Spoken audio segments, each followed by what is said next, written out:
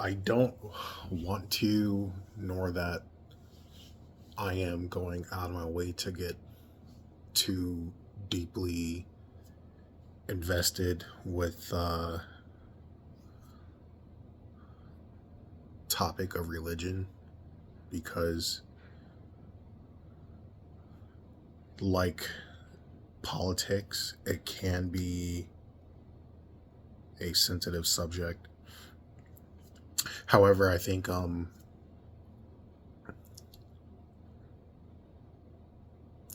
now it's more acceptable to talk about religion than it is politics. Like many years ago, like it was taboo to talk about religion than politics, but now it's very cautionary to talk about politics than it is religion. Uh, I grew up in a religious family. Um,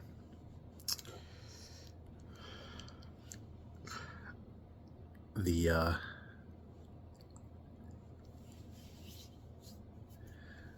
the type that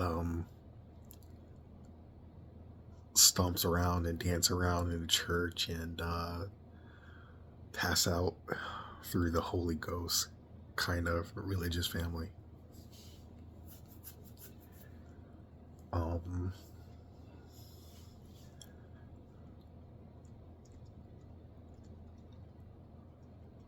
I had conflicts. Hold on, it's snowing. Had to put my windshield wipers up. Um, Forgot where I left off, but I've had struggles growing up with my faith in God, and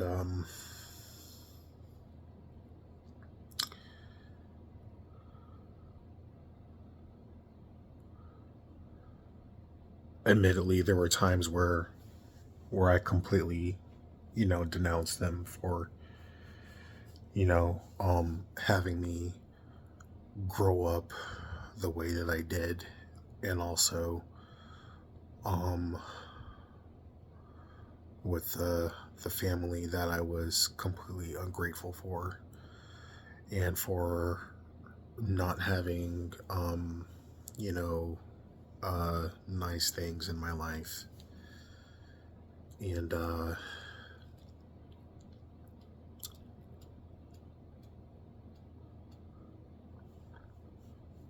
for a while, I didn't think he was real. I didn't think God was real. And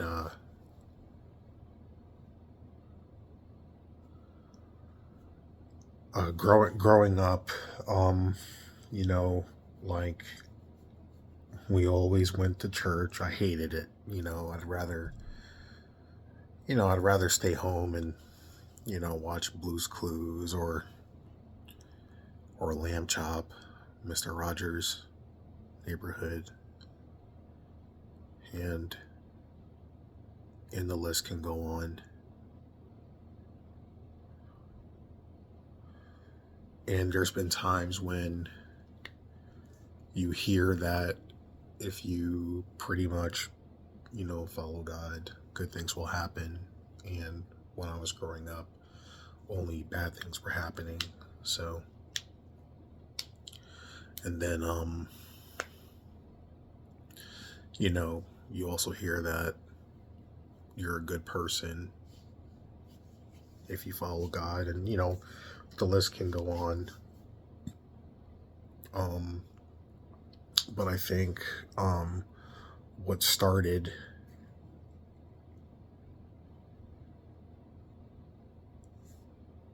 I wouldn't say the hatred for God, but the hatred for the idea of a church manifested at a young age because I was always forced to go to a church when I just rather be a kid.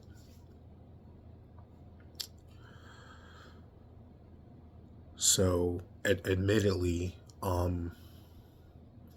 not just my mother, but any mother, father, any parent, um, they they're doing what they think is best, and the best thing you can do, one of the best things you can do for a child is to try to get them closer to a faith, right? So I don't blame my mother, my grandmother, and especially my great grandmother. Rest her soul. Such a beautiful gem. Man, I miss her so much. I miss my grandmother too, man. Amazing, amazing, amazing women. But they all, they all thought it was best. I'm sure that's how they grew up, and and it goes down to generations. So yeah. Now, if I have a child, and that's a big if, but if I have a child, I might approach it a little bit differently. I wouldn't,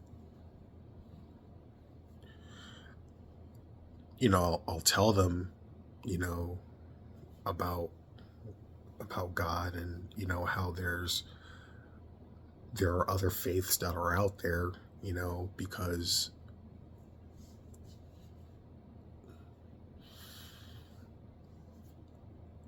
back in our day, you know, from the, I guess, late 70s to maybe early 2000s,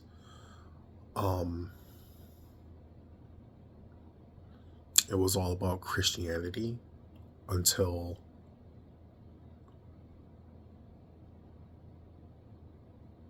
most Americans realized that there's a bigger world out there than Christianity, because America is a big nation, but at the same time we're also small and close-minded. So during that time, so it was only till after the late 2000s until today when we realized that, not only is there other faiths to believe in, but for the most part, they all have a common goal, and that is to get to God. And Allah is it's just another way of saying God. They have a certain way of praying, but at the end of the day, it is to do right by oneself and to do right by God. So if I have a child,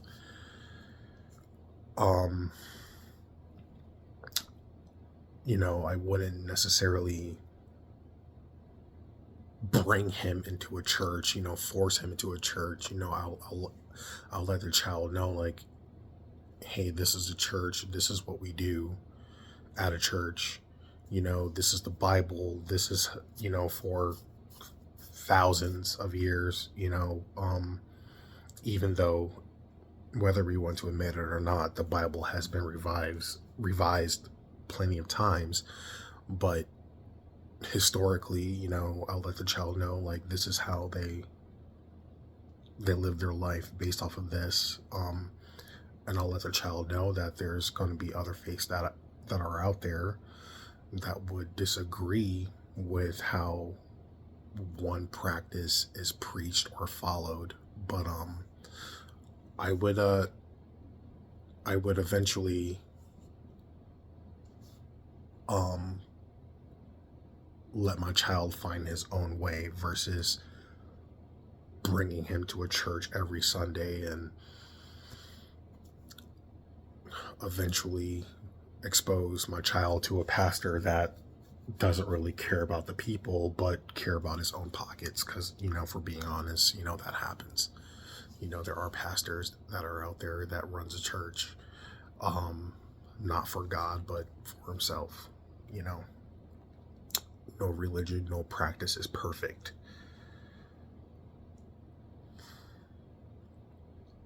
So me personally,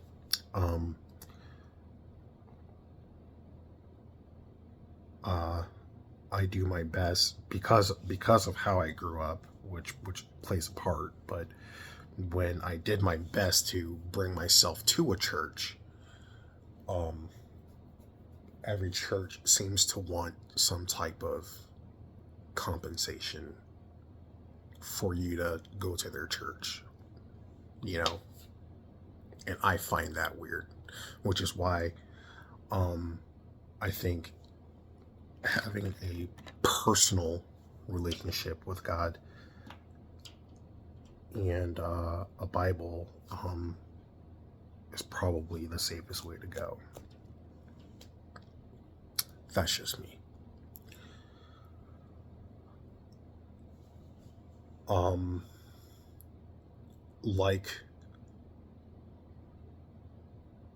I guess like having a nice car or having the newest iPhone, you're kind of compelled to want to go to a church. But if you really think about it, your own home could be your own church, if you really think about it. But that's just my sick thoughts.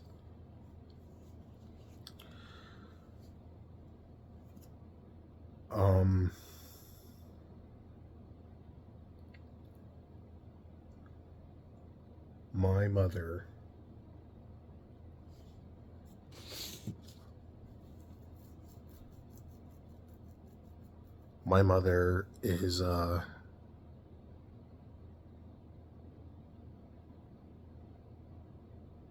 interesting character. So sometimes I take things from her with a grain of salt. One day I decided to listen after I moved into my new apartment, and when I finally listened to that advice,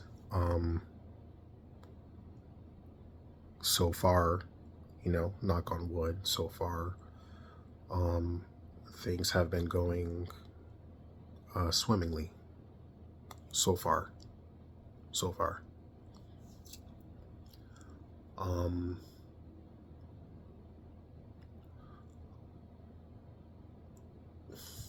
I like to go fast. I like to do driving maneuvers or racing maneuvers on the street. I like to speed. And for the longest time, my mom's like, get a CDL, get a CDL, get a CDL. And I'm like, no, because I don't like going slow. I don't have the patience. I rather, if there's somewhere that I gotta be, I want to get there as fast as possible because time keeps ticking. Time does not stop for me or you or anyone. So I feel that being a CDL driver, driving those big trucks or driving a school bus is a hamper to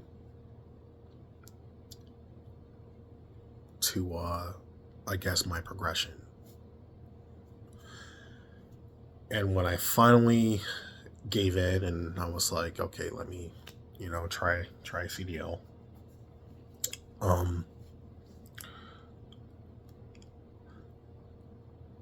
From then on, things were going pretty well. There's steps to getting a CDL, like having a DOT physical and the DMV and all that stuff. And that's another thing too, the DMV, I don't have patience for that. And the DMV itself is also another time consumer, especially in Connecticut. So far I haven't had any bad experiences with the DMV in Nebraska because they seem like they got their things together and it's well organized, but we can all agree collectively that the DMV is another place that anyone doesn't want to go to. I'm sure people would rather spend a night in jail than an hour in the DMV. Or that's just me.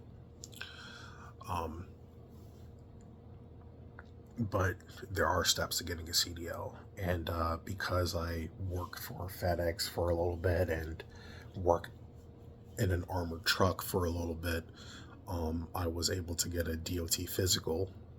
So, and that DOT card is one less step that you have to do to get a commercial learner's permit. Because in order to get a learner's permit, you need to have a DOT card. And because I had that already, when I applied to drive a school bus, for a student, to take kids to and from school, that was one less thing I have to worry about any application process.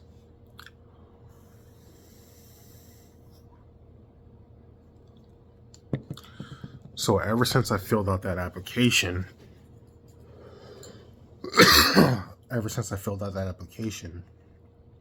things have been going pretty smooth. And then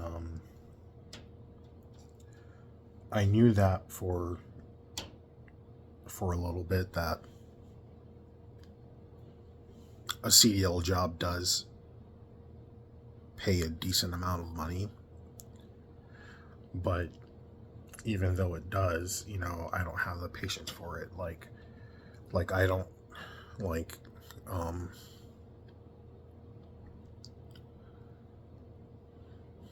I guess being a psychiatrist or a doctor or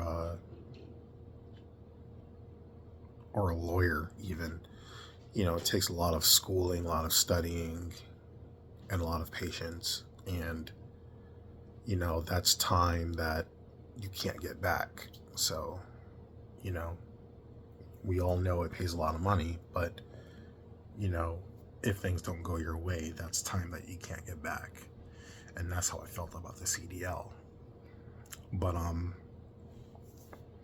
after I got my commercial learner's permit, there's also a bunch of endorsements that you need to take in order, the CDL is just one aspect. Then there's a CDL B, the CDLA, with manual endorsements, highway endorsements, tanker endorsements, trailer endorsements, combination, the list can go on, and it's just more and more studying, I hate to admit this, but with patience comes great reward. So far, knock on wood, my patience is paying off. And I've been looking online, for other jobs that require a CDL, and I think I think I got this. Uh, but while I'm applying to this school bus company, there's other people in the school bus company that um, uh, yesterday or today's today's Wednesday, so Monday I met up with this lady who who's from Canada, and she moved to America because Canada is not as great as people think it is, you know. Um, but she moved here. Um, I heard she moved here like 23, 24 years ago, and loved America ever since. And she was in a real estate business, and then after her kids pretty much left the nest, she became a school bus driver because she had nothing better to do. But she still dabbles in real estate. And then we started talking about God, and then we started to get to know each other a little bit more. And then we parted ways. And then as I was leaving the coffee shop, this clean cut, good looking Ned Flanders, without the mustache though, stopped me before I left the shop and was like, hey, I overheard your conversation about God and this and that. And so I gave him the backstory again, but I agreed to go to his church, and we exchanged numbers, and we'll see what happens from there. I'm more than comfortable in using my own home as a church, but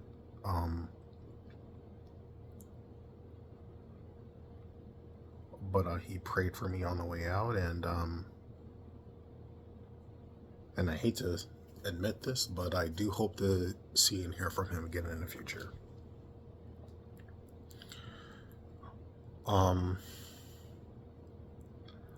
What I'm trying to get at is that I sat back and let God take the wheel, so to say. And in the Bible, I'm sure somewhere it says, respect your elders and, heed their advice. My mom being the elder, and I did, and so far everything is going swimmingly. So,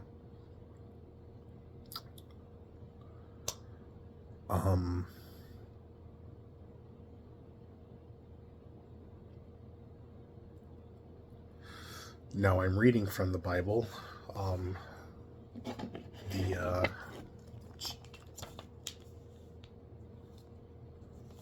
Not just any Bible, but the Sailor's Bible. It's backwards, but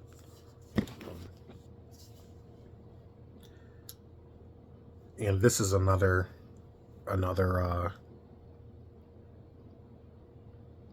I guess sentimental item that's been given to me. I'm missing my Bible that my great grandmother gave me. Hopefully I can find it in the future. But when I was in the Navy and I was going through hard, difficult times,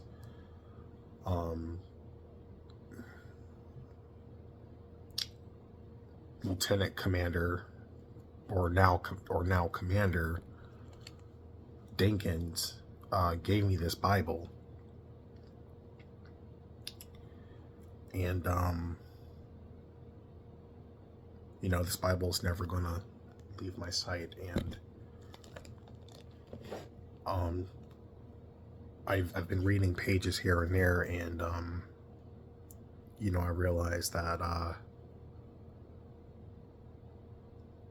some parts of my journey I've been living it wrong, and other parts I've been doing it right, and some parts I need to work on. And this is not my Bible. Originally, it wasn't mine, it was his, and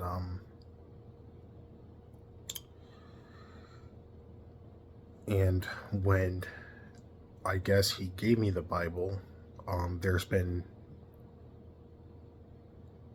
notes that he's gone over, and I've been going over his notes, and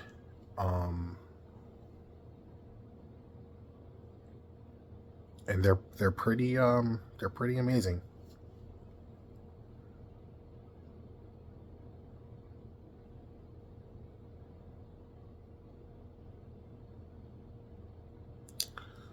So, I just flip through a random page, just randomly, and there's a note there, or it's highlighted, and I'm like, wow, this man who is essentially a preacher and fighting for his country and holds a high-ranking position, definitely has a close relationship with God, and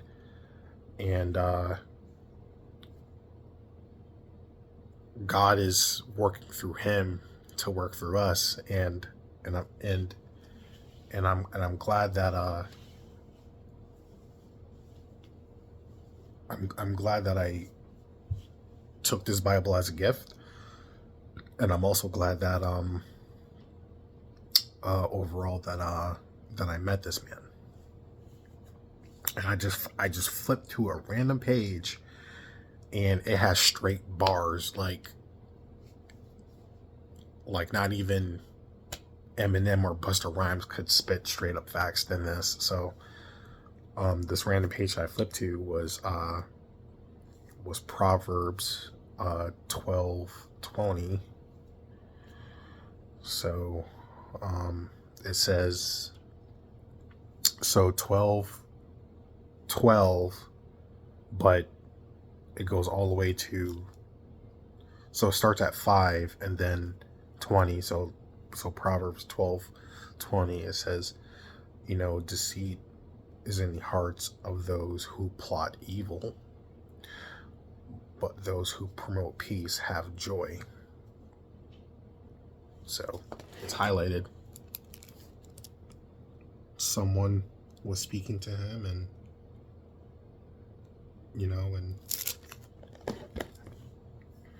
and now it speaks to me. So now I'll tell you one thing that I won't do. I will not be that guy that will go door to door asking if Jesus Christ is your Lord and Savior. Personally, I think God is a personal journey that you would have to go out of your way to seek. I will not bring religion in a conversation. I'm comfortable with how I feel about God, and I think the other person should feel the same way, instead of being convinced to go to a church or the whole entire nine. But so far, after I finally took the advice from my mom,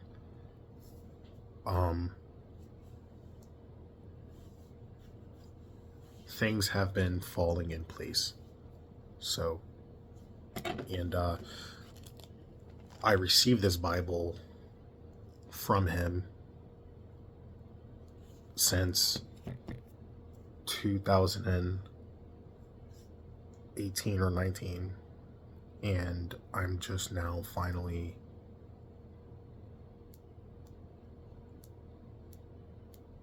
I guess re-educating myself. So yeah.